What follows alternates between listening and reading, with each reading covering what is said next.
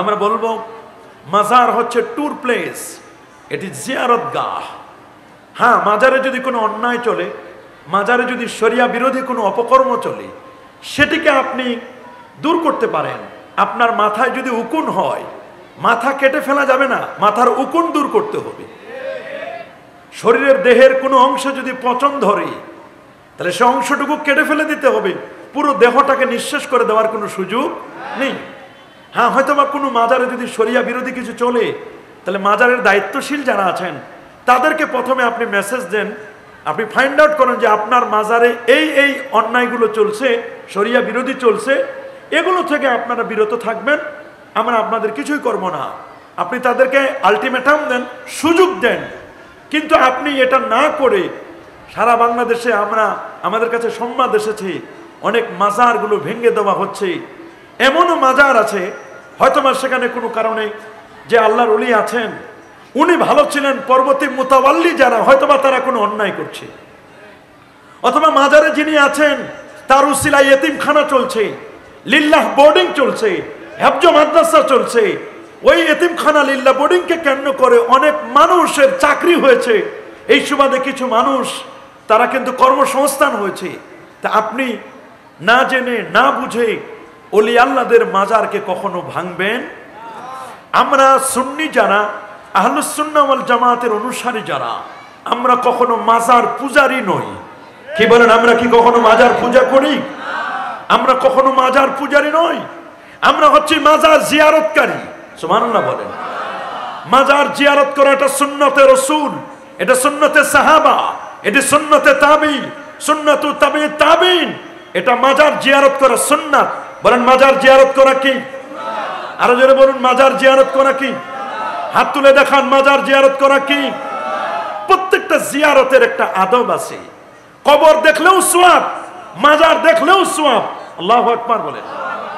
সহিহ হাদিস সুনানুন নাসাই, সুনানু ইবনে মাজার মধ্যে হাদিস রয়েছে, আল্লাহর হাবিব বলেছেন, কুনতু নাহাইতুকুম আন জিয়ারাতিল কুবুর, আমি তোমাদেরকে এককালে কবর জিয়ারত করতে নিষেধ করতাম। আল-আন ফাজুরুহা, তোমরা এখন কবর জিয়ারত করো।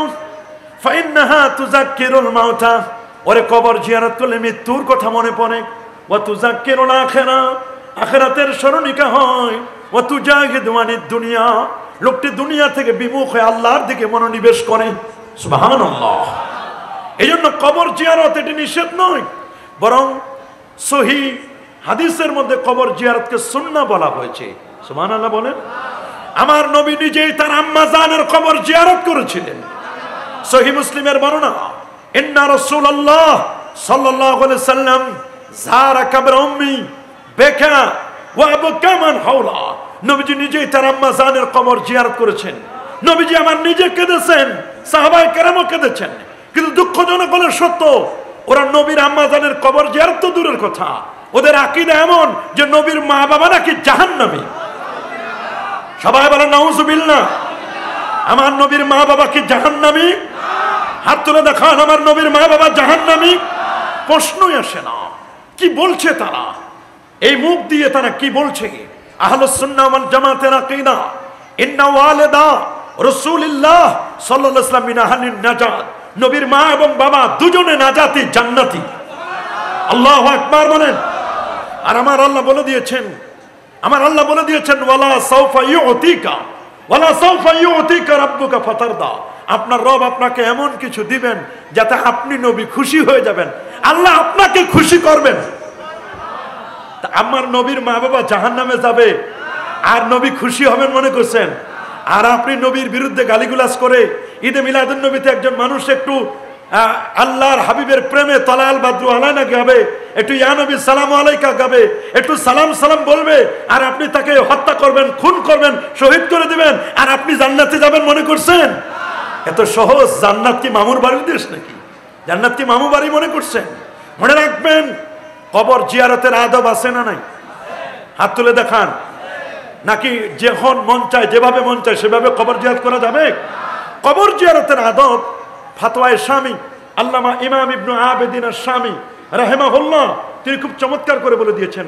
এবং আল্লামা ইমাম ইবনু নুজাইম আল হানাফি আল মিসরি তিনি আল বাহরুর রায়ক কিতাবের মধ্যে বলে দিয়েছেন, ওয়ামিন আদাবে জিয়ারাতিল কুবুর, কবর জিয়ারতের আদব হচ্ছে মুস্তাকবিলাল মাইয়িত, যিনি মাইয়িত আছেন আল্লাহর ওলি বা যে কোনো সাধারণ মানুষ, আপনার মা, আপনার বাবা, আপনার দাদা, আপনার দাদি, আপনার ভাই, আপনার বোন, যারাই হোক না কেন, কবর জিয়ারতের আদব হচ্ছে মাইয়িতের সামনাসামনি আপনি দাঁড়াবেন। প্রশ্ন করতে পারেন, হুজুর মাইয়িতের সামনে কেমনে দাঁড়াবো, কেন দাঁড়াবো? হাদিসের মধ্যে আসছে, সহিহ হাদিসের মধ্যে আসছে, সহিহ হাদিসে আসছে, যার কবর জিয়ারত করলেন উনি আপনাকে চিনতে পারেন। আল্লাহু আকবার বলেন, উনি আপনাকে কি করতে পারেন? আপনি যে আল্লাহর ওলির কবর জিয়ারত করলেন, যে বুজুর্গের কবর জিয়ারত করবেন, যে পীরের কবর জিয়ারত করবেন, ওই পীর আপনাকে চিনবেন। আল্লাহু আকবার বলেন, এটা সহিহ হাদিস। শুধু সময় কম বাবা, সময় কম, খুব খেয়াল করে শুনবেন, সময় কম, খুব খেয়াল করে শুনবেন। যার কবর জিয়ারত করবেন উনি আপনাকে শুধু চিনবেন না, যিনি ইন্তেকাল করলেন, ইন্তেকাল করার পরে কে তাকে দাফন করলো, কে তাকে গোসল দিল, কে তার খাটিয়া বহন করে নিয়ে গেল, সবাইকে চিনতে পারে। আল্লাহু আকবার বলেন। আর যদি তিনি আল্লাহর ওলি হন, তো ওলিদের পাওয়ার তো ইন্তেকালের পরে 70 গুণ বেড়ে যায়। আল্লাহু আকবার। মনে রাখবেন, আল্লাহর ওলি যারা, ওলি হওয়ার জন্য খুব বেশি কিছু লাগে না। ওলি হওয়ার চালান হচ্ছে দুটো। বলেন বাবা, ওলির চালান কয়টা? আপনার বড় গেট না হলেও ওলি হতে পারে, মরিচ বাতি না দিলেও ওলি হতে পারে, আমার মতো এরকম চকচক টুপি না দিলেও ওলি হতে পারে। ওলিরা হয় সিম্পল। বলেন, ওলিরা হয় কি? ওদের কিল্লাতুত তাম, তাসাউফের নিয়ম আছে, খাবার হবে কম। বলেন না বাবা, খাবার হবে কিল্লাতুত তাম, খাবার হবে কম। কিল্লাতুন নাউম, ঘুম হবে কম। ওরা সারা রাত জেগে জেগে তাহাজ্জুদ পড়বে, ওরা রবের জন্য সাজদা করবে। আল্লাহু আকবার। তাতাজাফা জুনুবুহুম আনিল মাদাজি ওয়াল্লাযীনা ইয়াবিতুনা লিরাব্বিহিম সুজদাও ওয়া কিয়ামা। সারা রাত তাহাজ্জুদে কাটায় দিবেন, সিজদায় কাটায় দিবেন, মাওলার ইশক প্রেমে তিনি ডুব দিবেন, নবীর প্রেমে উজ্জীবিত হয়ে দরুদ সালামে তিনি সময় কাটাবেন। কিল্লাতুত তাম, খাবার হবে কম। কিল্লাতুন নাউম, ঘুম হবে কম। কিল্লাতুল কালাম, ওলি আল্লাহ যারা, তাদের কথা হবে কম। আল্লাহু আকবার। এ বাবা, ওলিকে, আমার রাসূলকে প্রশ্ন করা হয়েছিল, ওলি কারা? আল্লাহ নবী বলেছেন, ওলি হচ্ছেন তিনি আল্লাযীনা ইযা রুউ যুকিরাল্লাহ, যাকে দেখলে আল্লাহ এবং আল্লাহ রাসূলের কথা মনে পড়ে যায়। সুবহানাল্লাহ। আমি এমন একজন ওলি দেখবো, উনাকে দেখার সাথে সাথে আমার কলবের মধ্যে একবারে ঢেউ খেলবে, আল্লাহর কথা স্মরণে আসবে, নবীর প্রেমের কথা স্মরণে আসবে, বুঝবো তিনি ওলি। ওলি হওয়ার জন্য এমন কোনো কিছু দরকার নেই যে এটা এক্সট্রা কোয়ালিটি। হ্যাঁ, ওলির জন্য চালান হলো দুইটা। এটা আল্লাহ বলেছেন সূরা ইউনূস 61-62 নম্বর আয়াতে, আলা ইন্না আউলিয়া আল্লাহি লা খাউফুন আলাইহিম ওয়া লা হুম ইয়াহজানুন। প্রথমে ফজিলত বর্ণনা করেছেন, ওলি যারা হবে তারা দুনিয়াতে কোনো চিন্তা নাই, আখিরাতে কোনো ভয় নাই। এবার ওলির ডেফিনিশনটা আল্লাহ দিচ্ছেন। ওলিকে শুনো, ওলিকে আল্লাযীনা আমানু ওয়া কানু ইয়াত্তাকুন। তুমি ওলি হতে চাও, তোমাকে দুইটা সফটওয়্যার ইনস্টল করতে হবে। কয়টা সফটওয়্যার? বলেন কয়টা? আপনি ওলি হতে চান, দুটো সফটওয়্যার ইনস্টল করেন। আমার আল্লাহ বলেন, একটা হলো ঈমানের সফটওয়্যার, আর একটা হলো তাকওয়ার সফটওয়্যার। আল্লাযীনা আমানু, তুমি যদি ওলি হতে চাও, তোমাকে একটা সফটওয়্যার তোমার সিনায় ইনস্টল করতে হবে। সেই সফটওয়্যারটার নাম হলো ঈমান। বলেন কি নাম? ঈমান হলো তিনটা জিনিসের নাম, তাসদিক বিল জানান ওয়াল ইকরার বিল লিসান ওয়া আমালুম বিল আরকান। অন্তরের বিশ্বাস, মুখের স্বীকৃতি, কাজের পরিণতি, তিনটার নাম হচ্ছে ঈমান। ঈমানের দুটো পার্ট। ঈমানের প্রথম পার্ট হলো তাওহীদ, ঈমানের দ্বিতীয় পার্ট হলো রিসালাত। আপনি তাওহীদ মানলেন, আমার রাসূলকে মানলেন না, নবীকে বুঝলেন না, নবীকে চিনলেন না, নবীর ইশক প্রেম আপনার সিনায় নাই। যত বড় বুজুর্গ হন, যত বড় দাবি করেন আপনি পীরানে পীর, দস্তগীর, গাউসুল আজম, কুতুবুল আকতাব, নবীর মেহব্বত না থাকলে আপনি তো মুমিনে নাই, পীর তো বহুত দূরের কথা। কথা বলে। এই জন্য ঈমানের সংজ্ঞা, ঈমানের পার্ট একটা হলো নেগেটিভ আর একটা হলো পজিটিভ। বলেন, একটা নেগেটিভ, লা ইলাহা, এটা হলো নেগেটিভ। বলেন লা ইলাহা কি? সবাই বলেন লা ইলাহা কি? ইল্লাল্লাহ হলো পজিটিভ। এটা প্রথম অংশের দুই পার্ট, নেগেটিভ পজিটিভ। আল্লামা আবুল মুজাফফর আল ইসফারাইনি তার তাফসীর ফিদ দ্বীনের ভূমিকা 14তম পৃষ্ঠায় লিখছে, কেউ যদি হকের উপর টিকে থাকতে চায় তাহলে তার জন্য হকের উপর টিকে থাকতে হলে বাতিল চেনা ফরজ। যদি কেউ ইসবাতের উপর টিকে থাকতে চায় তাহলে তার জন্য নফি চেনা, নামদত্ত চেনা, বাতিল চেনা, শয়তান চেনা তার জন্য ফরজ। আমরা কি হকের উপর টিকে থাকতে চাই না? বলেন না, হককে, মাশাআল্লাহ, হককে, বাতিলকে, শয়তান, এই বাতিলকে, লা ইলাহা, কোনো ইলাহ নাই, আল্লাহ ছাড়া যত ইলাহ সব বাতিল, আল্লাহ ছাড়া যত ইলাহ সব কি? তাহলে হককে, হক হলো কি? তো হকের উপর যদি আপনি টিকে থাকতে চান, আল্লাহকে যদি আল্লাহ বলতে চান, তাহলে বাতিল করে দিতে হবে আল্লাহ ছাড়া যত প্রভু আছে, যত ইলাহ আছে, যত মাবুদ আছে, যত মূর্তি পূজা আছে, সব বাদ দিতে হবে। হকের উপর টিকে থাকতে হলে বাতিল চেনা ফরজ। আমরা মনে রাখবেন 73 ফেরকার 72 ফেরকা বাতিল, হক হলো একটা, সেটা হলো আহলে সুন্নাহ ওয়াল জামাত। আমরা কি আহলে সুন্নাহ ওয়াল জামাতের উপর টিকে থাকতে চাই? মাশাআল্লাহ, হাত তুলে দেখান, টিকে থাকতে চাই। তাহলে বাতিল চেনা ফরজ। বাতিল চেনা, বাতিল চেনা, বাতিল হলো জাবারিয়া, কাদারিয়া, মুরজিয়া, ওয়াহাবি, সালাফি, এরা বাতিল আছে না? মাজুসি, আগুন পূজারী যারা, কাদিয়ানি যারা, এরা বাতিল। এরকম 72টি ফেরকা হলো বাতিল, আর হক হলো একটা। এই হক ফেরকাটা নবী পরিচয় দিয়েছেন সহিহ হাদিস মুসনাদে আহমদ, ইমাম আহমদ বিন হাম্বল, তিনি যিনি 99 বার আল্লাহকে স্বপ্নে দেখেছিলেন। এত বড় পণ্ডিত ছিলেন, 12.5 লক্ষ হাদিসের হাফেজ। আল্লাহু আকবার বলেন। 12.5 লক্ষ হাদিসের হাফেজ, আহলে হক, আহলে সুন্নাহ ওয়াল জামাতকে প্রতিষ্ঠা করার জন্য তিনি কারাবরণ করেছিলেন, জেলখানায় গিয়েছিলেন। কারাবরণ করা, জেলখানায় যাওয়া সুন্নত। সুবহানাল্লাহ বলেন। নবী ইউসুফ আলাইহিস সালাম জেলখানায় ছিলেন। আমার নবী 3 বছর শিয়াবে আবি তালেবে জেলখানায় ছিলেন। নবীকে বন্দী করে রেখে দেওয়া হয়েছিল, খাবার পানি বন্ধ করে দিয়েছিলেন। হযরত খাজাগান খাজা মঈনুদ্দিন চিশতি আল হাসান সানজির রহমাতুল্লাহ আলাইহি, তিনিও জেলখানায় ছিলেন। মুজাদ্দিদ আল ফিসানিও জেলখানায় ছিলেন।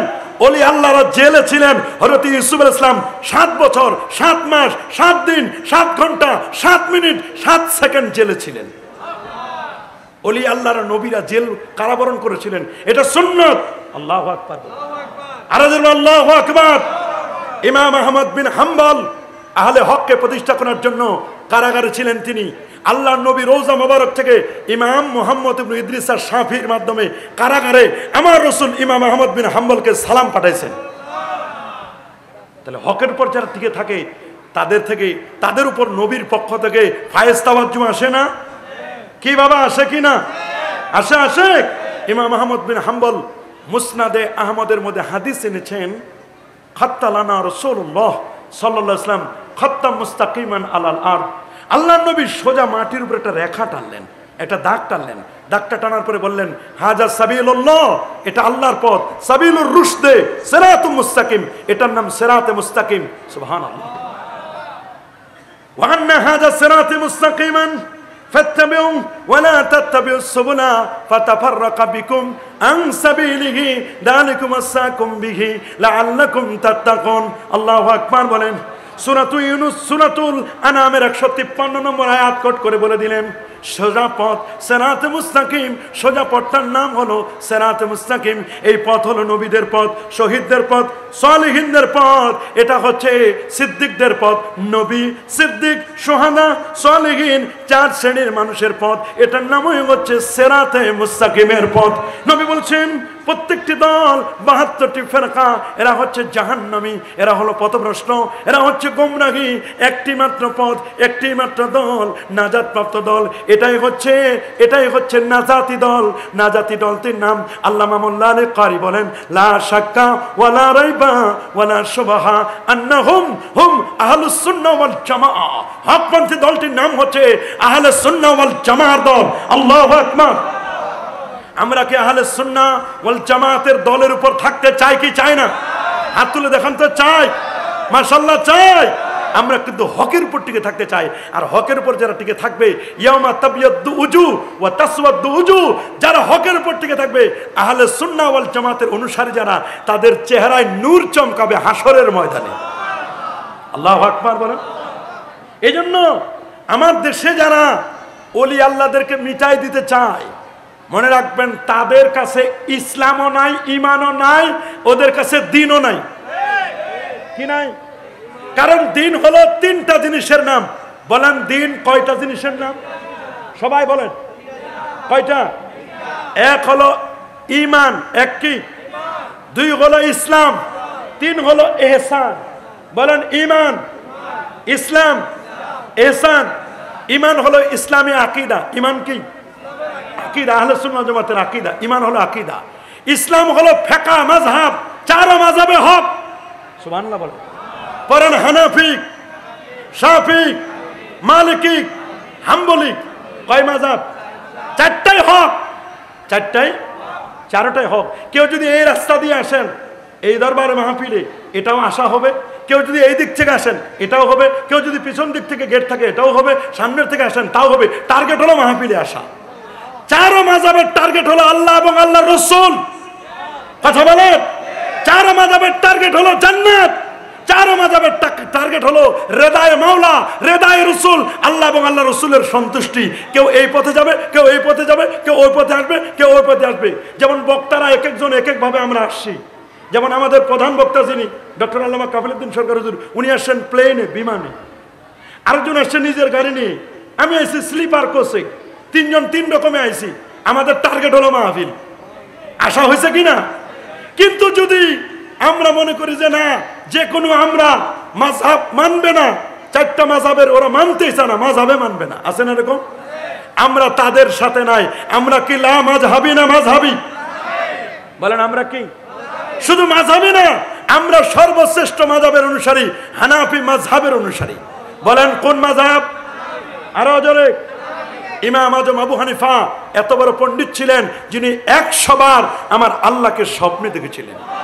40টি বছর এশার যদিও ফজর পড়েছিলেন। 55 বার 55 এতবার নবীজির রওজা মোবারক জিয়ারত করেছেন। রমজান মাসে 62 খতম কোরআন মাজিদ তিলাওয়াত করতেন। 90,000 যার ছাত্র ছিল। সুবহানাল্লাহ বলেন। 6,500 টিচার শিক্ষক ছিল। উনি বলছেন ইলমে মারিফতের শিক্ষক ছিল আমার দুইজন, একজন ইমাম জাফর সাদেক রহমতুল্লাহ আলাইহি, আরেকজন ছিলেন ইমাম বাকের। উনি বলছেন লাউলা সানাতান লা হালাকান ওমান, আমি আবু হানিফা ধ্বংস হয়ে যেতাম যদি 2 বছর পীরের সোহবতে না থাকতাম। তোমরা বলো পীর লাগে না, তোমরা বলো ওলি লাগে না। ইমাম আজমের মতো ব্যক্তি বলেছেন 2 বছর যদি পীরের সোহবতে না থাকতাম তাহলে আমি আবু হানিফা ধ্বংস হয়ে যেতাম। উনি কিন্তু পীরের সোহবতে ছিলেন। পীরের টার্গেট হলো, পীরের কাম হলো মানুষের অন্তরে হিংসা, ফাসাদ, রিয়া, অহংকার, অজব, গজব, কেবের, ফখর, আনানিয়াত এগুলো সব দূর করে দেলে তুচু আয়না, দেলটাকে সাফ করবে আয়নার মতো পরিষ্কার।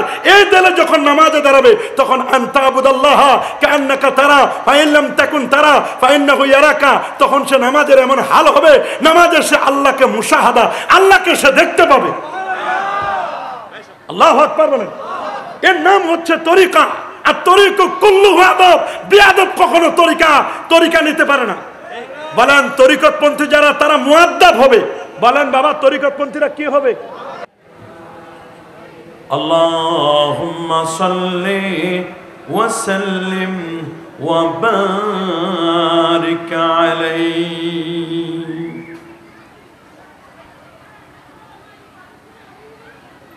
মুর্শিদে বরহম रहनुमाए शरीयत व तरीक़त हज़रत मौलाना शाह सूफ़ी सैयद मोहम्मद अबू सैयद शाह अमीर भंडारी अल क़ादिरी अल चिश्ती अल नक्शबंदी अल मुजद्दिदी अबू शाह रहमतुल्लाह बेसाल बार्षिक उपलक्षे पवित्र मिलादुन नबी सल्लल्लाहु अलैहि वसल्लम व खत्मे बुखारी शरीफेर आजकेर এই আমির ভান্ডার দরবার শরীফে আজকের মুবারক মুতাবারক পবিত্র ইসালে সওয়াব মাহফিলে, এই মাহফিলের যিনি সাদারাতি করছেন এবং মাহফিলের যিনি আখিরি মুনাজাত পরিচালনা করবেন, এই দরবারের বর্তমান পীর সাহেব আওলাদ রসুল হযরতুল হাজ মাওলানা শাহ সুফি সৈয়দ মোহাম্মদ তৌহিদ শাহ আমির ভান্ডারি হুজুর মুদ্দজুল্লাহুল আলী আজকের এই মাহফিলের যারা তাকরীর পেশ করবেন, বিশেষ করে ডক্টর আল্লামা মুফতি কফিল উদ্দিন সরকার সালি হুজুর আতাল আল্লাহ উমরা ওয়া বারাকাল্লাহু ফি হায়াতি, মুফতি আল্লামা মোহাম্মদ আলাউদ্দিন জিহাদি সাহেব সহ অসংখ্য ওলামায়ে কেরাম, বিশেষ করে আমরা আজকে যার নামটি না নিয়ে পারছি না, গৌসিয়া রহমান মঞ্জিলের নায়েবে সাজ্জাদানশীল শাহজাদা সৈয়দ মোহাম্মদ মনোয়ার মিসবাহ শাহ হাফেজাহুল্লাহ, আল্লাহ তাআলা হুজুরদের হায়াতে তৈয়বা সেহাতে কুল্লিয়া আফিয়া আল্লাহ নসিব করুন, সবাই বলে আমিন। এই মুহূর্তে আমার সামনে উপবিষ্ট হাজারাত ওলামায়ে কেরাম, ফুদালা এজাম, এলাকার গণ্যমান্য ব্যক্তিবর্গ, দূর ও কাছ থেকে আগত শ্রদ্ধাভাজন মুরব্বিয়ানে কেরাম, অনলাইন এবং অফলাইনে যারা আমাদের বক্তব্য শুনছেন, আপনাদের সকলকেই অন্তরের অন্তঃস্থল থেকে জ্ঞাপন করছি মোবারকবাদ। সবটুকুন শুকরিয়া, সবটুকুন প্রশংসা সে মহান রব্বে কারিমের দরবারে, যিনি আজকের এই মোবারক মুতাবাররাক আজিমুশান এই বারাকাতি মাহফিলে শত ব্যস্ততাকে পিছনে ফেলে আরামের ঘুমখানাকে হারাম করে দিয়ে একটি জান্নাতি পরিবেশে আল্লাহর ওলির সোহবত নেবার লক্ষ্যে আলেম ওলামাদের সাহায্যে কোরআন এবং সুন্নাহর রিয়েল স্পেজগুলো, বক্তব্যগুলো শোনার জন্য এখানে আসার ও বসার সুযোগটুকুন এনায়েত করলেন। আসুন আমরা সকলে সর্বোচ্চ শক্তি দিয়ে দারাজ কণ্ঠে প্রাণ খুলে দেল মন উজাড় করে হৃদয়ের সবটুকুন আবেগ আর অনুভূতিকে উচ্ছ্বাস করি, হৃদয়ের বদ্ধ কপাটকে উন্মোচন করে দিয়ে ইসলামের বলে বলিয়ান হয়ে, ইসলামের তেজে তেজিয়ান হয়ে আকাশ ও বাতাসকে মুখরিত করে, রাতের নিস্তব্ধতাকে ভঙ্গ করে সিংহ শার্দুলের মতো আওয়াজ তুলে পুরুষিত কণ্ঠের সাথে কণ্ঠ মিলিয়ে কালিমাতুশ শুকুর আদায় করে আমরা একবার পড়ছি আলহামদুলিল্লাহ। আর যারা বলে আলহামদুলিল্লাহ, লাখো কোটি তার চেয়ে আরো অনেক অনেক গুণ বেশি দরুদ আর সালাম পেশ করছি আল্লাহর সৃষ্টির প্রধান আকর্ষণ, কুল কায়নাতের নবী, আকা মাওলা, তাজদার মদিনা, সুলতানুল মদিনা, শামসুদ্দোহা, বদরুদ্দোজা, নূরুল হুদা, সাহিব কাবা কাউসাইনে আও আদনা, রাসূলুস সাকালাইন, ইমামুল হারামাইন, ইমামুল কিবলাতাইন, ইমামুল জাদ্দিল হাসান ওয়াল হুসাইন রাদিয়াল্লাহু তাআলা আনহুমা, আফতাব নবুওয়া, শাহানশাহি রিসালাহ, নূরি মুজাসসাম, হুজুর আকরাম, নূরুন আলা নূর, হাবিবুনা শফিউনা কুদওয়াতুনা মুরশিদুনা মুহাম্মাদুর রাসূল সাল্লাল্লাহু আলাইহি ওয়াসাল্লামের উপর বিনা দরখাস্তে যে নবীর উম্মত হতে পেরেছি, আসুন আরেকটি বার শুকরিয়া আদায় করে পড়ছি আলহামদুলিল্লাহ। সবাই বলে আল্লাহু আকবার, আরো জোরে বলে আল্লাহু আকবার। প্রিয় হাজিরিন, আপনারা সকলে জানেন বর্তমান যে যুগটি, এটি একটি প্রযুক্তি বিজ্ঞান, computer, internet, mobile, telephone, telegraph, telescope ও ডিজিটালের যুগ। এ যুগের মানুষ অত্যন্ত সচেতন, নানা মনের, নানা চিন্তার, নানা দৃষ্টিভঙ্গির মানুষ এই পৃথিবীতে বাস করছে। আজ যে পৃথিবীতে বসা, এই পৃথিবীর বয়স হলো 454 কোটি বছর। যে পৃথিবীতে আমরা বসে ওয়াজ ও নসিহত শুনছি, গ্লোবাল ভিলেজ, এই পৃথিবীর আয়তন হচ্ছে 51,01,05,000 বর্গ কিলোমিটার।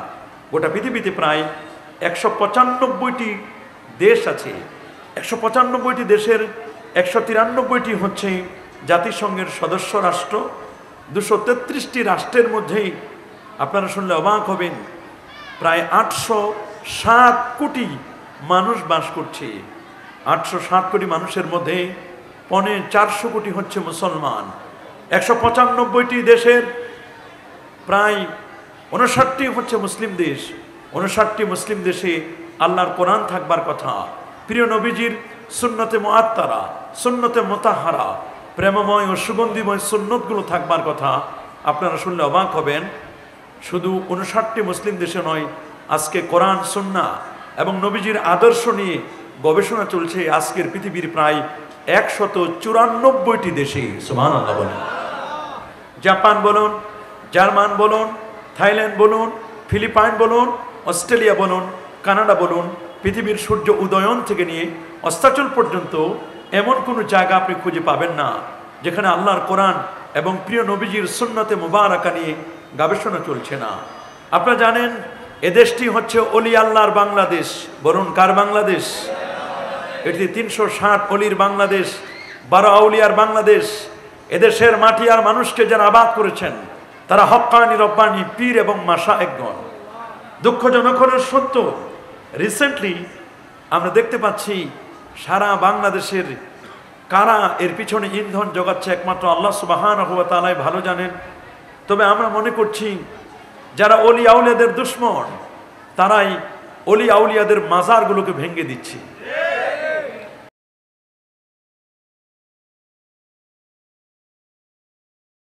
আমরা বলবো মাজার হচ্ছে ট্যুর প্লেস, এটি জিয়ারত গাহ।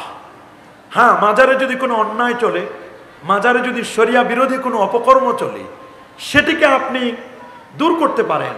আপনার মাথায় যদি উকুন হয়, মাথা কেটে ফেলা যাবে না, মাথার উকুন দূর করতে হবে।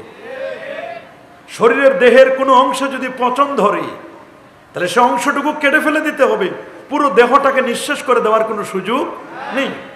হ্যাঁ, হয়তো বা কোনো মাজারে যদি শরিয়া বিরোধী কিছু চলে তাহলে মাজারের দায়িত্বশীল যারা আছেন তাদেরকে প্রথমে আপনি মেসেজ দেন, আপনি ফাইন্ড আউট করেন যে আপনার মাজারে এই এই অন্যায়গুলো চলছে, শরিয়া বিরোধী চলছে, এগুলো থেকে আপনারা বিরত থাকবেন, আমরা আপনাদের কিছুই করব না। আপনি তাদেরকে আলটিমেটাম দেন, সুযোগ দেন। কিন্তু আপনি এটা না করে সারা বাংলাদেশে আমাদের কাছে সংবাদ এসেছে অনেক মাজারগুলো ভেঙে দেওয়া হচ্ছে। এমনও মাজার আছে হয়তোবা সেখানে কোনো কারণে যে আল্লাহর ওলি আছেন উনি ভালো ছিলেন, পরবর্তী মুতাওয়াল্লি যারা হয়তোবা তারা কোনো অন্যায় করছে, অথবা মাজারে যিনি আছেন তার উসিলায় এতিমখানা চলছে, লিল্লাহ বোর্ডিং চলছে, হেফজ মাদ্রাসা চলছে। ওই এতিমখানা লিল্লাহ বোর্ডিংকে কেন্দ্র করে অনেক মানুষের চাকরি হয়েছে, এই সুবাদে কিছু মানুষ তারা কিন্তু কর্মসংস্থান হয়েছে। তা আপনি না জেনে না বুঝে ওলি আল্লাহদের মাজারকে কখনো ভাঙবেন? আমরা সুন্নি যারা, আহলুস সুন্নাহ ওয়াল জামাতের অনুসারী যারা, আমরা কখনো মাজার পূজারি নই। কি বলেন, আমরা কি কখনো মাজার পূজা করি? আমরা কখনো মাজার পূজারি নই, আমরা হচ্ছি মাজার জিয়ারতকারী। সুবহানাল্লাহ বলেন। মাজার জিয়ারত করা এটা সুন্নতে রাসূল, এটা সুন্নতে সাহাবা, এটা সুন্নতে তাবি, সুন্নাতু তাবি তাবিন। এটা মাজার জিয়ারত করা সুন্নাত। বলেন মাজার জিয়ারত করা কি? আরো জোরে বলুন, মাজার জিয়ারত করা কি? হাত তুলে দেখান, মাজার জিয়ারত করা কি? প্রত্যেকটা জিয়ারতের একটা আদব আছে। কবর দেখলেও সওয়াব, মাজার দেখলেও সওয়াব। আল্লাহু আকবার বলেন। সহিহ হাদিস সুনানুন নাসাই, সুনানু ইবনে মাজার মধ্যে হাদিস রয়েছে, আল্লাহর হাবিব বলেছেন, কুনতু নাহাইতুকুম আন জিয়ারাতিল কুবুর, আমি তোমাদেরকে এককালে কবর জিয়ারত করতে নিষেধ করতাম। আল আনফাজুরুহা, তোমরা এখন কবর জিয়ারত করো। ফাইন্নাহা তুযাক্কিরুল মাউতা, ওরে কবর জিয়ারত করলে মৃত্যুর কথা মনে পড়ে। ওয়া তুযাক্কিরুল আখিরা, আখিরাতের স্মরণিকা হয়। ওয়া তুজাহিদু আনিদ দুনিয়া, লোকটি দুনিয়া থেকে বিমুখ হয়ে আল্লাহর দিকে মনোনিবেশ করে। সুবহানাল্লাহ। এই জন্য কবর জিয়ারত এটি নিষেধ নয়, বরং সহিহ হাদিসের মধ্যে কবর জিয়ারতকে সুন্নাহ বলা হয়েছে। সুবহানাল্লাহ বলেন। আমার নবী নিজেই তার আম্মা জানের কবর জিয়ারত করেছিলেন। সহিহ মুসলিমের বর্ণনা, ইন্না রাসূলুল্লাহ সাল্লাল্লাহু আলাইহি সাল্লাম যারা কবর উম্মি বেকা ওয়া আবকা মান হাওলা, নবীজি নিজেই তার আম্মা জানের কবর জিয়ারত করেছেন। নবীজি আমার নিজে কেঁদেছেন, সাহাবায়ে কেরামও কেঁদেছেন। কিন্তু দুঃখজনক হলো সত্য, ওরা নবীর আম্মা জানের কবর জিয়ারত তো দূরের কথা, ওদের আকীদা এমন যে নবীর মা বাবা নাকি জাহান্নামী। সবাই বলেন নাউজুবিল্লাহ। আমার নবীর মা বাবা কি জাহান্নামী? হাত তুলে দেখান, আমার নবীর মা বাবা জাহান্নামী? প্রশ্নই আসে না। কি বলছে তারা? এই মুখ দিয়ে তারা কি বলছে? আহলুস সুন্নাহ ওয়াল জামাতের আকীদা, ইন্না ওয়ালিদা রাসূলুল্লাহ সাল্লাল্লাহু আলাইহি ওয়াসাল্লাম মিন আহলিন নাজাত, নবীর মা এবং বাবা দুজনে নাজাতি, জান্নাতি। আল্লাহু আকবার বলেন।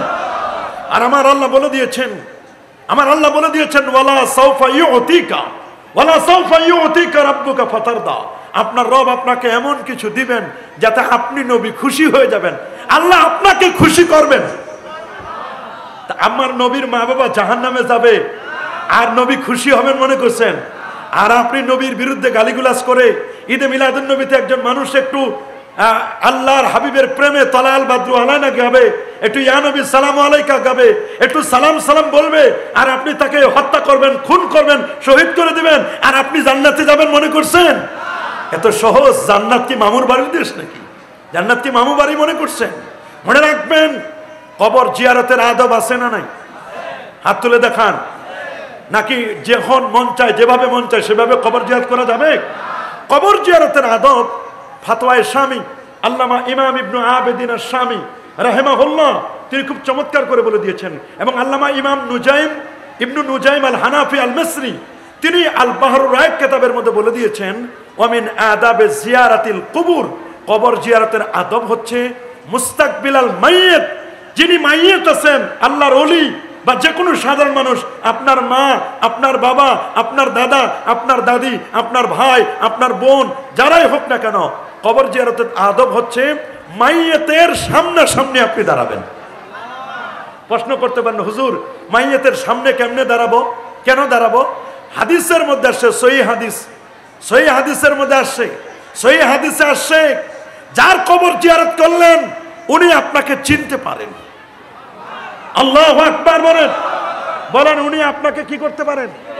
আপনি যে আল্লাহর ওলির কবর জিয়ারত করলেন, যে বুজুর্গের কবর জিয়ারত করবেন, যে পীরের কবর জিয়ারত করবেন, ওই পীর আপনাকে চিনবেন। আল্লাহু আকবার বলেন, এটা সহিহ হাদিস। শুধু সময় কম বাবা, সময় কম, খুব খেয়াল করে শুনবেন, সময় কম, খুব খেয়াল করে শুনবেন। যার কবর জিয়ারত করবেন উনি আপনাকে শুধু চিনবেন না, যিনি ইন্তেকাল করলেন, ইন্তেকাল করার পরে কে তাকে দাফন করলো, কে তাকে গোসল দিল, কে তার খাটিয়া বহন করে নিয়ে গেল, সবাইকে চিনতে পারে। আল্লাহু আকবার বলেন। আর যদি তিনি আল্লাহর ওলি হন, তো ওলিদের পাওয়ার তো ইন্তেকালের পরে 70 গুণ বেড়ে যায়। আল্লাহু আকবার। মনে রাখবেন, আল্লাহর ওলি যারা, ওলি হওয়ার জন্য খুব বেশি কিছু লাগে না। ওলি হওয়ার চালান হচ্ছে দুটো। বলেন বাবা, ওলির চালান কয়টা? আপনার বড় গেট না হলেও ওলি হতে পারে, মরিচ বাতি না দিলেও ওলি হতে পারে, আমার মতো এরকম চকচক টুপি না দিলেও ওলি হতে পারে। ওলিরা হয় সিম্পল। বলেন, ওলিরা হয় কি? ওদের কিল্লাতুত তাম, তাসাউফের নিয়ম আছে, খাবার হবে কম। বলেন না বাবা, খাবার হবে কিল্লাতুত তাম, খাবার হবে কম। কিল্লাতুন নাউম, ঘুম হবে কম। ওরা সারা রাত জেগে জেগে তাহাজ্জুদ পড়বে, ওরা রবের জন্য সাজদা করবে। আল্লাহু আকবার। তাতাজাফা জুনুবুহুম আনিল মাদাজি ওয়াল্লাযীনা ইয়াবিতুনা লিরাব্বিহিম সুজদাও ওয়া কিয়ামা। সারা রাত তাহাজ্জুদে কাটায় দিবেন, সিজদায় কাটায় দিবেন, মাওলার ইশক প্রেমে তিনি ডুব দিবেন, নবীর প্রেমে উজ্জীবিত হয়ে দরুদ সালামে তিনি সময় কাটাবেন। কিল্লাতুত তাম, খাবার হবে কম। কিল্লাতুন নাউম, ঘুম হবে কম। কিল্লাতুল কালাম, ওলি আল্লাহ যারা, তাদের কথা হবে কম। আল্লাহু আকবার। এ বাবা, ওলিকে, আমার রাসূলকে প্রশ্ন করা হয়েছিল, ওলি কারা? আল্লাহ নবী বলেছেন, ওলি হচ্ছেন তিনি আল্লাযীনা ইযা রুউ যুকিরাল্লাহ, যাকে দেখলে আল্লাহ এবং আল্লাহ রাসূলের কথা মনে পড়ে যায়। সুবহানাল্লাহ। আমি এমন একজন ওলি দেখবো, উনাকে দেখার সাথে সাথে আমার কলবের মধ্যে একবারে ঢেউ খেলবে, আল্লাহর কথা স্মরণে আসবে, নবীর প্রেমের কথা স্মরণে আসবে, বুঝবো তিনি ওলি। ওলি হওয়ার জন্য এমন কোনো কিছু দরকার নেই যে এটা এক্সট্রা কোয়ালিটি। হ্যাঁ, ওলির জন্য চালান হলো দুইটা। এটা আল্লাহ বলেছেন সূরা ইউনূস 61-62 নম্বর আয়াতে, আলা ইন্না আউলিয়া আল্লাহি লা খাউফুন আলাইহিম ওয়া লা হুম ইয়াহজানুন। প্রথমে ফজিলত বর্ণনা করেছেন, ওলি যারা হবে তারা দুনিয়াতে কোনো চিন্তা নাই, আখিরাতে কোনো ভয় নাই। এবার ওলির ডেফিনিশনটা আল্লাহ দিচ্ছেন। ওলিকে শুনো, ওলিকে আল্লাযীনা আমানু ওয়া কানু ইয়াত্তাকুন। তুমি ওলি হতে চাও, তোমাকে দুইটা সফটওয়্যার ইনস্টল করতে হবে। কয়টা সফটওয়্যার? বলেন কয়টা? আপনি ওলি হতে চান, দুটো সফটওয়্যার ইনস্টল করেন। আমার আল্লাহ বলেন, একটা হলো ঈমানের সফটওয়্যার, আর একটা হলো তাকওয়ার সফটওয়্যার। আল্লাযীনা আমানু, তুমি যদি ওলি হতে চাও, তোমাকে একটা সফটওয়্যার তোমার সিনা ইনস্টল করতে হবে। সেই সফটওয়্যারটার নাম হলো ঈমান। বলেন কি নাম? ঈমান হলো তিনটা জিনিসের নাম। তাসদিক বিল জানান ওয়াল ইকরারু বিল লিসান ওয়া আমালুম বিল আরকান। অন্তরের বিশ্বাস, মুখের স্বীকৃতি, কাজের পরিণতি, তিনটার নাম হচ্ছে ঈমান। ইমানের দুটো পাঠ। ইমানের প্রথম পাঠ হলো তাওহীদ, ইমানের দ্বিতীয় পাঠ হলো রিসালাত। আপনি তাওহীদ মানলেন, আমার রাসূলকে মানলেন না, নবীকে বুঝলেন না, নবীকে চিনলেন না, নবীর ইশক প্রেম আপনার সিনায় নাই। যত বড় বুজুর্গ হন, যত বড় দাবি করেন আপনি পীরানে পীর, দস্তগীর, গাউসুল আজম, কুতুবুল আকতাব, নবীর মেহব্বত না থাকলে আপনি তো মুমিনে নাই, পীর তো বহুত দূরের কথা। কথা বলে। এই জন্য ইমানের সংজ্ঞা, ইমানের পাঠ একটা হলো নেগেটিভ আর একটা হলো পজিটিভ। বলেন, একটা নেগেটিভ লা ইলাহা, এটা হলো নেগেটিভ। বলেন লা ইলাহা কি? সবাই বলেন লা ইলাহা কি? ইল্লাল্লাহ হলো পজিটিভ। এটা প্রথম অংশের দুই পাঠ, নেগেটিভ পজিটিভ। আল্লামা আবুল মুজাফফর আল ইসফারাইনি তার তাফসীর ফি দ্বীনের ভূমিকা 14তম পৃষ্ঠায় লিখছে, কেউ যদি হকের উপর টিকে থাকতে চায় তাহলে তার জন্য হকের উপর টিকে থাকতে হলে বাতিল চেনা ফরজ। যদি কেউ ইসবাতের উপর টিকে থাকতে চায় তাহলে তার জন্য নফি চেনা, নামদত্ত চেনা, বাতিল চেনা, শয়তান চেনা তার জন্য ফরজ। আমরা কি হকের উপর টিকে থাকতে চাই না? বলেন না, হককে, মাশাআল্লাহ, হককে, বাতিলকে, শয়তান, এই বাতিলকে। লা ইলাহা, কোনো ইলাহ নাই, আল্লাহ ছাড়া যত ইলাহ সব বাতিল। আল্লাহ ছাড়া যত ইলাহ সব কি? তাহলে হককে, হক হলো কি? তো হকের উপর যদি আপনি টিকে থাকতে চান, আল্লাহকে যদি আল্লাহ বলতে চান, তাহলে বাতিল করে দিতে হবে আল্লাহ ছাড়া যত প্রভু আছে, যত ইলাহ আছে, যত মাবুদ আছে, যত মূর্তি পূজা আছে, সব বাদ দিতে হবে। হকের উপর টিকে থাকতে হলে বাতিল চেনা ফরজ। আমরা মনে রাখবেন 73 ফেরকার 72 ফেরকা বাতিল, হক হলো একটা, সেটা হলো আহলে সুন্নাহ ওয়াল জামাত। আমরা কে আহলে সুন্নাহ ওয়াল জামাতের উপর টিকে থাকতে চাই? মাশাআল্লাহ, হাত তুলে দেখান, টিকে থাকতে চাই। তাহলে বাতিল চেনা ফরজ। বাতিল চেনা, বাতিল চেনা। বাতিল হলো জাবারিয়া, কাদারিয়া, মুরজিয়া, ওয়াহাবি, সালাফি, এরা বাতিল আছে না? মাজুসি, আগুন পূজারী যারা, কাদিয়ানি যারা, এরা বাতিল। এরকম 72টি ফেরকা হলো বাতিল, আর হক হলো একটা। এই হক ফেরকাটা নবী পরিচয় দিয়েছেন সহিহ হাদিস মুসনাদে আহমদ, ইমাম আহমদ বিন হাম্বল, যিনি 99 বার আল্লাহকে স্বপ্নে দেখেছিলেন। এত বড় পণ্ডিত ছিলেন, 12.5 লক্ষ হাদিসের হাফেজ। আল্লাহু আকবার বলেন। 12.5 লক্ষ হাদিসের হাফেজ, আহলে হক, আহলে সুন্নাহ ওয়াল জামাতকে প্রতিষ্ঠা করার জন্য তিনি কারাবরণ করেছিলেন, জেলখানায় গিয়েছিলেন। কারাবরণ করা, জেলখানায় যাওয়া সুন্নত। সুবহানাল্লাহ বলেন। নবী ইউসুফ আলাইহিস সালাম জেলখানায় ছিলেন। আমার নবী 3 বছর শিয়াবে আবি তালেবে জেলখানায় ছিলেন। নবীকে বন্দী করে রেখে দেওয়া হয়েছিল, খাবার পানি বন্ধ করে দিয়েছিলেন। হযরত খাজাগান খাজা মঈনুদ্দিন চিশতি আল হাসান সানজির রহমাতুল্লাহ আলাইহি, তিনিও জেলখানায় ছিলেন। মুজাদ্দিদ আল ফিসানিও জেলখানায় ছিলেন। ওলি আল্লাহরা জেলে ছিলেন। হযরত ইউসুফ আলাইহিস সালাম 7 বছর 7 মাস 7 দিন 7 ঘন্টা 7 মিনিট 7 সেকেন্ড জেলে ছিলেন। ওলি আল্লাহরা, নবীরা জেল কারাবরণ করেছিলেন। এটা সুন্নাত। আল্লাহু আকবার, আরে আল্লাহু আকবার। ইমাম আহমদ বিন হাম্বল আহলে হককে প্রতিষ্ঠা করার জন্য কারাগারে ছিলেন তিনি। আল্লাহর নবী রওজা মোবারক থেকে ইমাম মুহাম্মদ ইবনে ইদ্রিস আর শাফির মাধ্যমে কারাগারে আমার রাসূল ইমাম আহমদ বিন হাম্বলকে সালাম পাঠাইছেন। তাহলে হকের উপর যারা টিকে থাকে তাদের উপর নবীর পক্ষ থেকে ফায়েজ তাওয়াজ্জুহ আসে না? কি বাবা, আসে কি না? আসে। ইমাম আহমদ বিন হাম্বল মুসনাদে আহমদের মধ্যে হাদিস এনেছেন, খাত্তালানা রাসূলুল্লাহ সাল্লাল্লাহু আলাইহি ওয়াসাল্লাম খাত্তাম মুস্তাকিমান আলাল আরদ।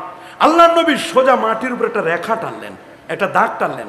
দাগটা টানার পরে বললেন, হাজা সাবিলুল্লাহ, এটা আল্লাহর পথ। সাবিলুর রুশদে সিরাতুম মুস্তাকিম, এটার নাম সিরাতে মুস্তাকিম। সুবহানাল্লাহ। ওয়া আন্না হাজা সিরাতে মুস্তাকিমান ফাত্তাবিউ ওয়া লা তাত্তাবিউস সুবুলা ফাতাফাররাকা বিকুম আন সাবিলিহি যালিকুম আসাকুম বিহি লাআল্লাকুম তাত্তাকুন। আল্লাহু আকবার বলেন। সূরাতুল ইউনূস সূরাতুল আনামের 153 নম্বর আয়াত কোট করে বলে দিলেন সোজা পথ সিরাতে মুস্তাকিম। সোজা পথটার নাম হলো সিরাতে মুস্তাকিম। এই পথ হলো নবীদের পথ, শহীদদের পথ, সালেহিনদের পথ। এটা হচ্ছে সিদ্দিকদের পথ। নবী, সিদ্দিক, সুহাদা, সালেহিন 4 শ্রেণীর মানুষের পথ। এটার নামই হচ্ছে সিরাতে মুস্তাকিমের পথ। নবী বলছেন প্রত্যেকটি দল 72টি ফেরকা, এরা হচ্ছে জাহান্নামী, এরা হলো পথভ্রষ্ট, এরা হচ্ছে গোমরাহী। একটি মাত্র পথ, একটি মাত্র দল, নাজাতপ্রাপ্ত দল। এটাই হচ্ছে নাজাতি দল। নাজাতি দলটির নাম আল্লামা মোল্লা আলী কারি বলেন, লা শাক্কা ওয়ালা রাইবা ওয়ালা শুবহা আন্নাহুম হুম আহলুস সুন্নাহ ওয়াল জামাআ। হকপন্থী দলটির নাম হচ্ছে আহলে সুন্নাহ ওয়াল জামাআর দল। আল্লাহু আকবার। আমরা কি আহলে সুন্নাহ ওয়াল জামাতের দলের উপর থাকতে চাই কি চাই না? হাত তুলে দেখান তো। চাই, মাশাআল্লাহ চাই। আমরা কিন্তু হকের উপর টিকে থাকতে চাই। আর হকের উপর যারা টিকে থাকবে, ইয়াউমা তাবিয়াদ্দু উজু ওয়া তাসওয়াদ্দু উজু, যারা হকের উপর টিকে থাকবে, আহলে সুন্নাহ ওয়াল জামাতের অনুসারী যারা, তাদের চেহারায় নূর চমকাবে হাসরের ময়দানে। আল্লাহু আকবার বলেন। এইজন্য আমার দেশে যারা ওলি আল্লাহদেরকে মিটাই দিতে চায়, মনে রাখবেন তাদের কাছে ইসলামও নাই, ঈমানও নাই, ওদের কাছে দ্বীনও নাই। কি নাই? কারণ দ্বীন হলো 3টা জিনিসের নাম। বলেন দ্বীন কয়টা জিনিসের নাম? সবাই বলেন কয়টা? এক হলো ঈমান, এক কি? 2 হলো ইসলাম, 3 হলো ইহসান। বলেন ঈমান, ইসলাম, ইহসান। ঈমান হলো ইসলামী আকীদা। ঈমান কি? আকীদা, আহলে সুন্নাহ জামাতের আকীদা। ঈমান হলো আকীদা। ইসলাম হলো ফিকহ মাযহাব, 4 মাযহাবে হক। সুবহানাল্লাহ বলেন। পড়েন হানাফি, শাফি, মালিকি, হাম্বলি। কয় মাযহাব? 4টাই হক। 4টাই হক। কেউ যদি এই রাস্তা দিয়ে আসেন, এই দরবারে মাহফিলে, এটাও আশা হবে। কেউ যদি এই দিক থেকে আসেন, এটাও হবে। কেউ যদি পিছন দিক থেকে গেট থাকে, এটাও হবে। সামনের থেকে আসেন, তাও হবে। টার্গেট হলো মাহফিলে আসা। 4 মাযহাবের টার্গেট হলো আল্লাহ এবং আল্লাহর রাসূল। কথা বলেন। 4 মাযহাবের টার্গেট হলো জান্নাত। 4 মাযহাবের টার্গেট হলো রেদায়ে মাওলা, রেদায়ে রাসূল, আল্লাহ এবং আল্লাহ রাসূলের সন্তুষ্টি। কেউ এই পথে যাবে, কেউ এই পথে যাবে, কেউ ওই পথে আসবে, কেউ ওই পথে আসবে। যেমন বক্তারা এক একজন এক একভাবে আমরা আসছি। যেমন আমাদের প্রধান বক্তা যিনি ডক্টর আল্লামা কাফিলউদ্দিন সরকার হুজুর, উনি আসছেন প্লেনে, বিমানে। আরেকজন আসছেন নিজের গাড়ি নিয়ে। আমি আইছি স্লিপার কোচে। 3 জন 3 রকমে আইছি। আমাদের টার্গেট হলো মাহফিল। আশা হয়েছে কিনা? কিন্তু যদি আমরা মনে করি যে না, যে কোনো আমরা মাযহাব মানবে না, 4টা মাযহাবের ওরা মানতেই চায় না, মাযহাবে মানবে না, আছে না এরকম? আমরা তাদের সাথে নাই। আমরা কি লা মাযহাবি না মাযহাবি? বলেন আমরা কি শুধু মাযহাবি না, আমরা সর্বশ্রেষ্ঠ মাযহাবের অনুসারী, হানাফি মাযহাবের অনুসারী। বলেন কোন মাযহাব? আরো জোরে। ইমাম আজম আবু হানিফা এত বড় পণ্ডিত ছিলেন, যিনি 100 বার আমার আল্লাহকে স্বপ্নে দেখেছিলেন। 40টি বছর এশার যদিও ফজর পড়েছিলেন। 55 বার 55 এতবার নবীজির রওজা মোবারক জিয়ারত করেছেন। রমজান মাসে 62 খতম কোরআন মাজিদ তিলাওয়াত করতেন। 90,000 যার ছাত্র ছিল। সুবহানাল্লাহ বলেন। 6500 টিচার, শিক্ষক ছিল। উনি বলছেন ইলমে মারিফতের শিক্ষক ছিল আমার 2 জন।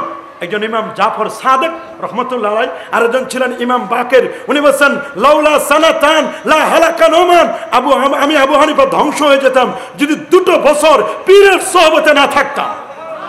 তোমরা বলো পীর লাগে না, তোমরা বলো ওলি লাগে না। ইমাম আজমের মতো ব্যক্তি বলেছেন 2 বছর যদি পীরের সোহবতে না থাকতাম, তাহলে আমি আবু হানিফা ধ্বংস হয়ে যেতাম। উনি কিন্তু পীরের সোহবতে ছিলেন। পীরের টার্গেট হলো, পীরের কাম হলো মানুষের অন্তরে হিংসা, ফাসাদ, রিয়া, অহংকার, অজব, গজব, কেবের, ফখর, আনানিয়াত, এগুলো সব দূর করে দেলে তুচু আয়না, দেলটাকে সাফ করবে, আয়নার মতো পরিষ্কার। এই দেলে যখন নামাজে দাঁড়াবে, তখন আনতাবুদাল্লাহ কান্নাকা তারা ফাইন লাম তাকুন তারা ফাইন্নাহু ইয়ারাকা, তখন সে নামাজের এমন হাল হবে, নামাজে সে আল্লাহকে মুশাহাদা, আল্লাহকে সে দেখতে পাবে। আল্লাহু আকবার বলেন। এর নাম হচ্ছে তরিকা। আর তরিকা কুল্লুহু আদব। বেয়াদব কখনো তরিকা নিতে পারে না। বলেন তরিকতপন্থী যারা, তারা মুআদ্দাব হবে। বলেন বাবা তরিকতপন্থীরা কি হবে? আল্লাহুম্মা সাল্লি ওয়া সাল্লিম ওয়া বারিক আলাইহি।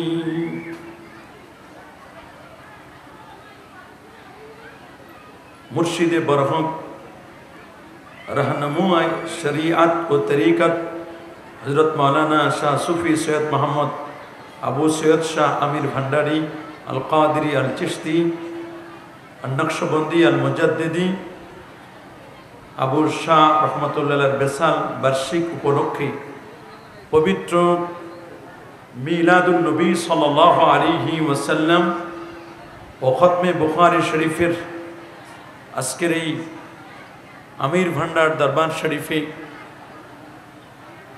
আজকের মুবারক মুতাবারক পবিত্র ইসালে সওয়াব মাহফিলে এই মাহফিলের যিনি সাদারাতি করছেন এবং মাহফিলের যিনি আখিরি মুনাজাত পরিচালনা করবেন এই দরবারের বর্তমান পীর সাহেব औलाद रसूल हजरतुल हाज मौलाना शाह सूफी सैयद मोहम्मद तौहीद शाह আমির ভান্ডারি হুজুর মুদ্দজুল্লুল আলী আজকের মাহফিলের যারা তাকরীর পেশ করবেন, বিশেষ করে ডক্টর আল্লামা মুফতি কফিল উদ্দিন সরকার সালি হুজুর আতাল আল্লাহ উমরা ওয়া বারাকাল্লাহু ফি হায়াতি, মুফতি আল্লামা মোহাম্মদ আলাউদ্দিন জিহাদি সাহেব সহ অসংখ্য ওলামায়ে কেরাম, বিশেষ করে আমরা আজকে যার নামটি না নিয়ে পারছি না, গৌসিয়া রহমান মঞ্জিলের নায়েবে সাজ্জাদানশীল শাহজাদা সৈয়দ মোহাম্মদ মনোয়ার মিসবাহ শাহ হাফেজাহুল্লাহ, আল্লাহ তাআলা হুজুরদের হায়াতে তৈয়বা সেহাতে কুল্লিয়া আফিয়া আল্লাহ নসিব করুন, সবাই বলে আমিন। এই মুহূর্তে আমার সামনে উপবিষ্ট হাজারাত ওলামায়ে কেরাম, ফুদালায়ে এজাম, এলাকার গণ্যমান্য ব্যক্তিবর্গ, দূর ও কাছ থেকে আগত শ্রদ্ধাভাজন মুরব্বিয়ানে কেরাম, অনলাইন এবং অফলাইনে যারা আমাদের বক্তব্য শুনছেন, আপনাদের সকলকেই অন্তরের অন্তঃস্থল থেকে জ্ঞাপন করছি মোবারকবাদ। সবটুকুন শুকরিয়া, সবটুকুন প্রশংসা সে মহান রব্বে কারিমের দরবারে, যিনি আজকের এই মোবারক মুতাবাররক আজিমুশান এই বারাকাতি মাহফিলে শত ব্যস্ততাকে পিছনে ফেলে আরামের ঘুমখানাকে হারাম করে দিয়ে একটি জান্নাতি পরিবেশে আল্লাহর ওলির সোহবত নেবার লক্ষ্যে আলেম ওলামাদের সাহায্যে কোরআন এবং সুন্নাহর রিয়েল স্পেজগুলো বক্তব্যগুলো শোনার জন্য এখানে আসার ও বসার সুযোগটুকু এনায়েত করলেন। আসুন আমরা সকলে সর্বোচ্চ শক্তি দিয়ে দারাজ কণ্ঠে প্রাণ খুলে দেল মন উজাড় করে হৃদয়ের সবটুকুন আবেগ আর অনুভূতিকে উচ্ছ্বাস করি, হৃদয়ের বদ্ধ কপাটকে উন্মোচন করে দিয়ে ইসলামের বলে বলিয়ান হয়ে, ইসলামের তেজে তেজিয়ান হয়ে আকাশ ও বাতাসকে মুখরিত করে, রাতের নিস্তব্ধতাকে ভঙ্গ করে সিংহ শার্দুলের মতো আওয়াজ তুলে পুরুষিত কণ্ঠে কণ্ঠের সাথে কণ্ঠ মিলিয়ে কালিমাতুশ শুকুর আদায় করে আমরা একবার পড়ছি আলহামদুলিল্লাহ।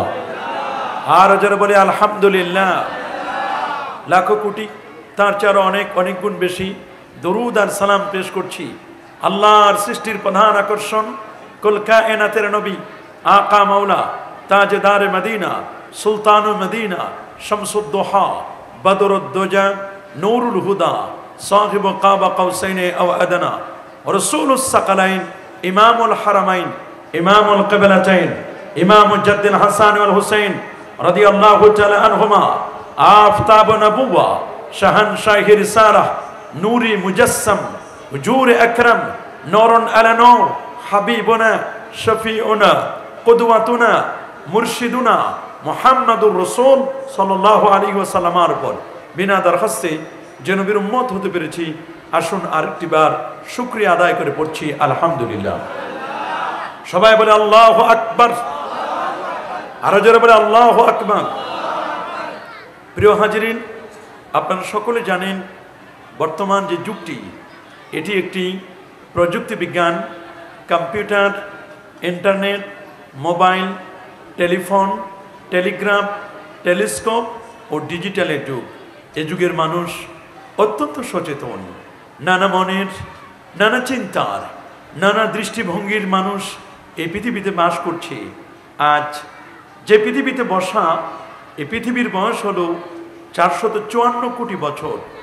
যে পৃথিবীতে আমরা বসে ওয়াজ ও নসিহত শুনছি, গ্লোবাল ভিলেজ, এই পৃথিবীর আয়তন হচ্ছে 51,01,05,000 বর্গ কিলোমিটার। গোটা পৃথিবীতে প্রায় 195টি দেশ আছে। 195টি দেশের 193টি হচ্ছে জাতিসংঘের সদস্য রাষ্ট্র। 233টি রাষ্ট্রের মধ্যেই আপনারা শুনলে অবাক হবেন, প্রায় 807 কোটি মানুষ বাস করছে। 807 কোটি মানুষের মধ্যে 450 কোটি হচ্ছে মুসলমান। 195টি দেশের প্রায় 59টি হচ্ছে মুসলিম দেশ। 59টি মুসলিম দেশে আল্লাহর কোরআন থাকবার কথা, প্রিয় নবীজির সুন্নতে মুআত্তারা, সুন্নতে মুতাহারা, প্রেমময় ও সুগন্ধিময় সুন্নতগুলো থাকবার কথা। আপনারা শুনলে অবাক হবেন, শুধু 59টি মুসলিম দেশে নয়, আজকে কোরআন, সুন্নাহ এবং নবীজির আদর্শ নিয়ে গবেষণা চলছে আজকের পৃথিবীর প্রায় 194টি দেশে। সুবহানাল্লাহ বলেন। জাপান বলুন, জার্মান বলুন, থাইল্যান্ড বলুন, ফিলিপাইন বলুন, অস্ট্রেলিয়া বলুন, কানাডা বলুন, পৃথিবীর সূর্য উদয়ন থেকে নিয়ে অস্তাচল পর্যন্ত এমন কোনো জায়গা আপনি খুঁজে পাবেন না যেখানে আল্লাহর কোরআন এবং প্রিয় নবীজির সুন্নতে মুবারাকা নিয়ে গবেষণা চলছে না। আপনারা জানেন এ দেশটি হচ্ছে অলি আল্লাহর বাংলাদেশ। বলুন, কার বাংলাদেশ? এটি 360 অলির বাংলাদেশ, 12 আউলিয়ার বাংলাদেশ। এদেশের মাটি আর মানুষকে যারা আবাদ করেছেন তারা হক্কানি, রব্বানি, পীর এবং মাশায়েখগণ। দুঃখজনক হলেও সত্য, রিসেন্টলি আমরা দেখতে পাচ্ছি সারা বাংলাদেশের কারা এর পিছনে ইন্ধন জোগাচ্ছে একমাত্র আল্লাহ সুবহানাহু ওয়া তাআলাই ভালো জানেন। তবে আমরা মনে করছি যারা অলি আউলিয়াদের দুশমন, তারাই অলি আউলিয়াদের মাজারগুলোকে ভেঙে দিচ্ছে।